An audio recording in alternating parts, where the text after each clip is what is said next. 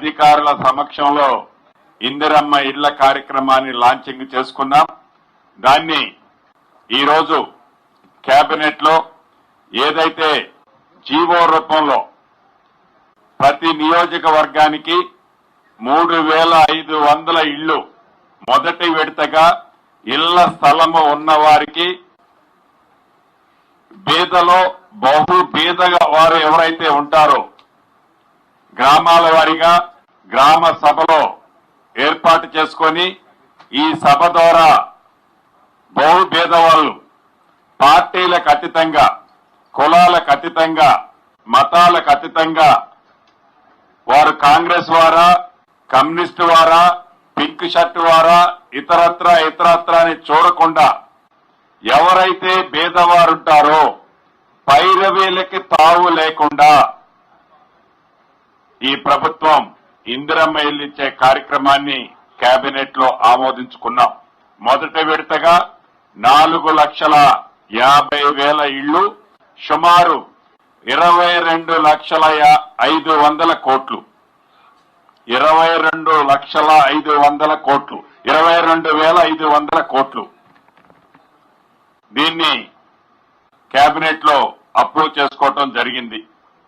అంతేకాదు ఏదైతే పేదవారు ఎప్పుడు ప్రభుత్వం తెల్ల కార్డులు ఇస్తుందో అని వేలాది మంది అర్హులైన బహు పేదవారు తెల్ల కార్డుల కోసం ఎదురు చూస్తున్నవారు తెల్ల కార్డులు ఇచ్చే అంశాన్ని కూడా కేబినెట్ లో ఆమోదించుకున్నాం.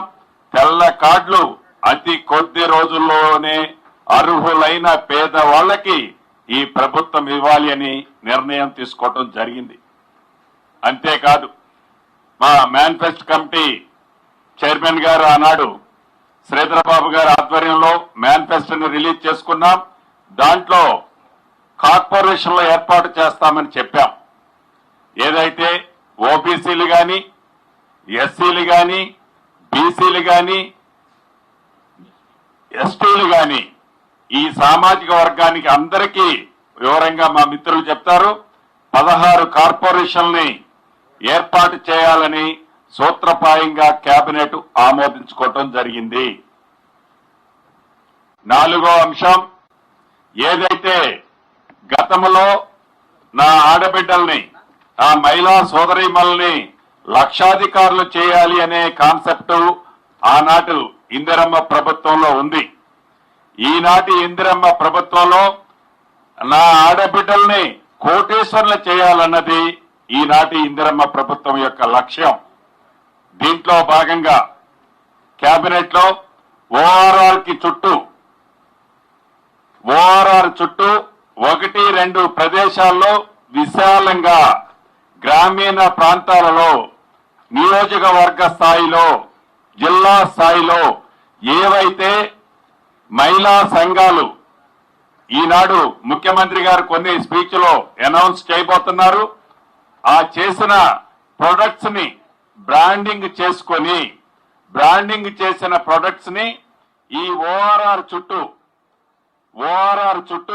సుమారు 25 నుంచి 30 ఎకరాల స్థలాలని కేటాయించి అది ఆ సంఘాలకి జిల్లాల వారీగా వారు ఉత్పత్తి చేసే వస్తువులని బ్రాండింగ్ చేసి ఇక్కడ మార్కెట్ చేసే వసతుల్ని కల్పించాలన్నది కేబినెట్ లో కూడా డెసిషన్ తీసుకోవడం జరిగింది.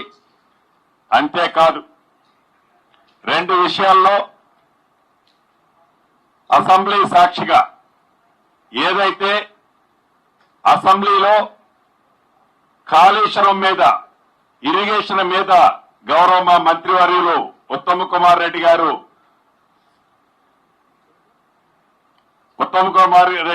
గారు ప్రజెంటేషన్ ఇచ్చారు కాళేశ్వరం మీద. దానికి సంబంధించి ఆ సందర్భంలో ఒక జ్యుడిషియరీ కమిషన్ ని ఏర్పాటు చేస్తాము. ఏదైతే అవినీతి జరిగిందో ఏదైతే ఆ ప్రాజెక్టులో అవకతవకలు జరిగాయో ఏదైతే ఎవరి ఒత్తిడితో ఆ ప్రాజెక్టు అలా కట్టారో వీటన్నిటికీ విచారణ చేపిస్తామని చెప్పాం. దాంట్లో భాగంగా జస్టిస్ పినాకిని చంద్రఘోష్ గారిని, former SC judge, former Lokpal of India, అదే రకంగా ఫార్మర్ సీజే ఆఫ్ ఏపీ, వీరిని అంటే సుప్రీంకోర్టు జడ్జి గారు, వీరిని దీనికి విచారణ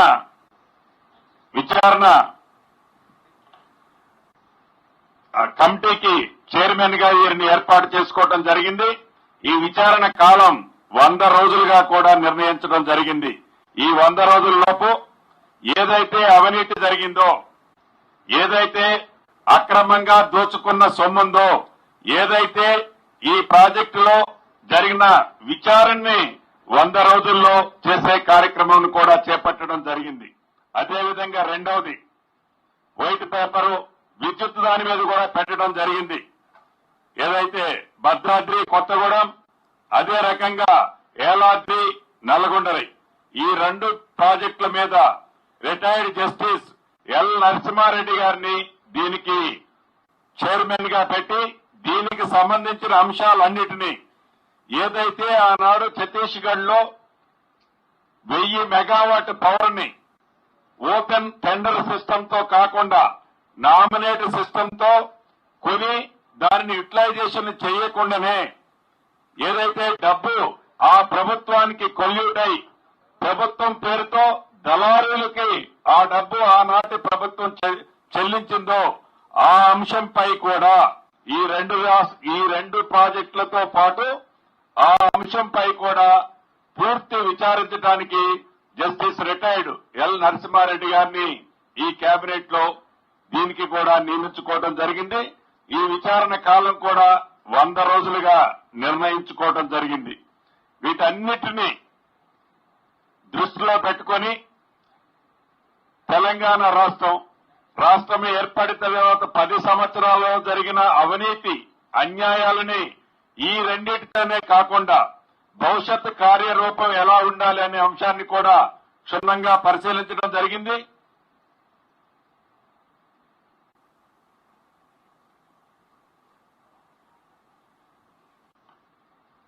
ఐదో అంశం ఏదైతే ఉందో రైతు బంధు, ఇప్పటి వరకు సుమారు 84% రైతులకి రైతు బంధు ఈ రాష్ట్ర ప్రభుత్వం ఇచ్చింది.